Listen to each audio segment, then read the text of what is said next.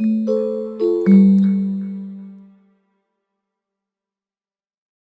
this video, we will show you how to configure and test against a pre-installed iOS application with Silk4J.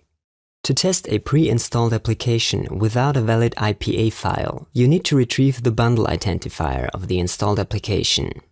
To retrieve the bundle identifier, connect your iOS device to your Mac, launch the terminal and enter the following commands.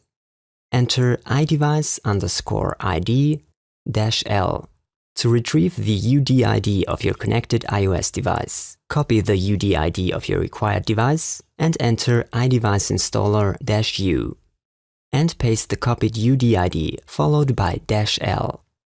For this demonstration, we will test the Silk Test Insurance mobile sample application. Locate your application from the list and note the bundle identifier. When this is completed, launch Silk4J and create a new project. Select your mobile device from the device selection screen. Enter *.ipa into the mobile app field. This will allow you to create an application configuration without specifying an IPA file. Click No on the Start Recording dialog. From the Silk4J menu, select Edit Application Configurations and edit the current configuration.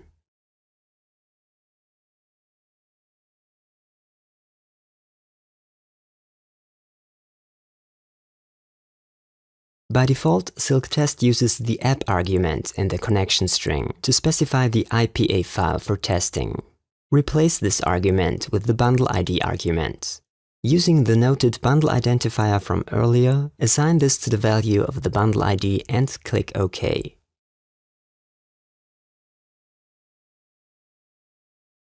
We can verify that this works by executing the base state against the mobile device. The pre-installed application is now launched by Silk Test, and it's ready for testing.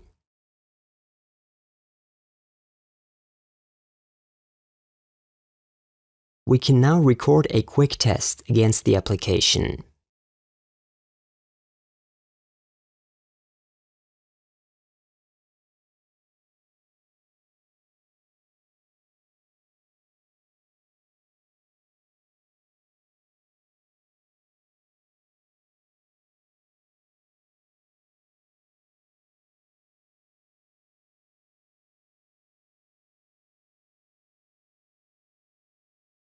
And now we can replay the recorded test.